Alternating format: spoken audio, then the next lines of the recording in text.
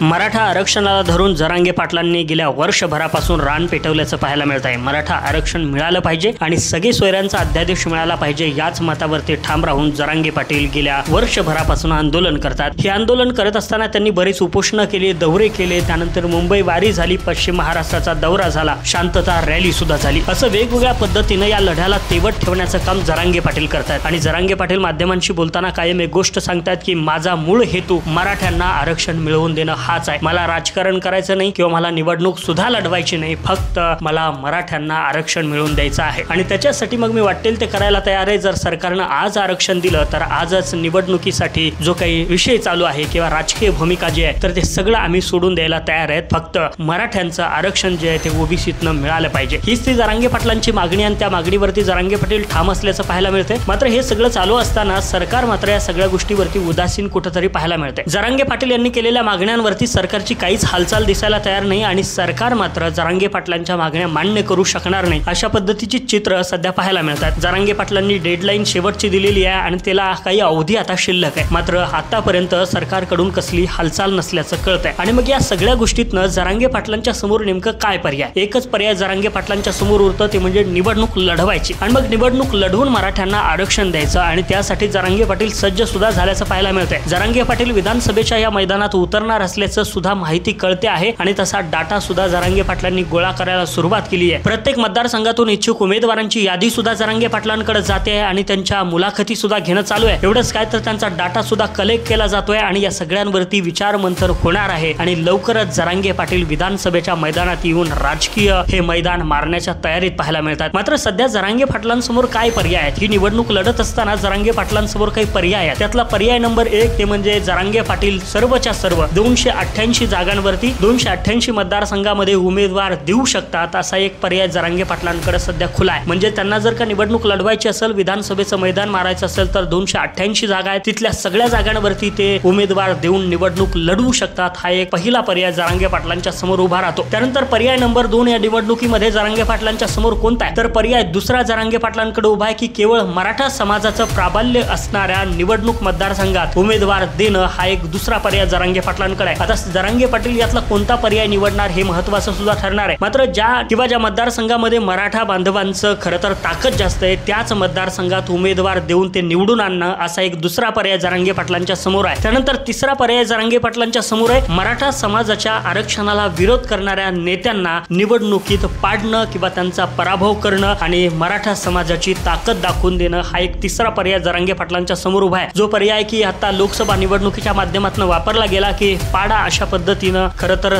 झालं ते आणि मराठा आरक्षणाला विरोध करणाऱ्या बऱ्याच उमेदवारांना पराभवाला सामोरं जावं लागलं। तोच पर्याय जरांगे पाटलांच्या समोर विधानसभेत सुद्धा आहे की मराठा आरक्षणाला विरोध करणाऱ्या, मराठा आरक्षणाच्या विरोधातली भूमिका घेणारे उमेदवार जे आहेत, नेते आहेत, तर त्यांना निवडणुकीत पाडून मराठा समाजाची ताकद दाखवणं हा तिसरा पर्याय जरांगे पाटलांसमोर या निवडणुकीत पाहायला मिळतोय। त्यानंतर चौथा पर्याय जरांगे पाटलांकडे एक आहे, तो म्हणजे राजकीय पक्ष मराठा आरक्षणाच्या बाजूने जो बोलतो आहे त्याच्या पाठीशी ठाम उभं राहणं आणि मराठा समाजाला आरक्षण देण्याचं मान्य करून घेणं आणि असं म्हणून एखाद्या पक्षाला पाठिंबा देणं हा एक चौथा पर्याय जरांगे पाटलांच्या समोर सध्या उभा आहे। आता निवडणुकीच्या मैदानामध्ये जरांगे पाटील उतरणार असल्याचं कळतंय, मात्र जरांगे पाटलांनी अजूनही त्यांची भूमिका स्पष्ट केली नाही। लढायचंय, पाडायचंय का नेमकं काय करायचंय? पण या सगळ्या गोष्टींमध्ये जरांगे पाटलांच्या समोर हे निवडक काही 4 पर्याय सध्या आहेत। त्याच्यातनं कोणता पर्याय जरांगे पाटील निवडणार आणि कोणता पर्याय निवडला पाहिजे? मंडळी, तुम्हाला काय वाटतं नक्की कमेंट करून आम्हाला सांगायला विसरू नका आणि अशाच व्हिडिओसाठी आपल्या ट्रेंड मराठीला सबस्क्राईब करून ठेवा।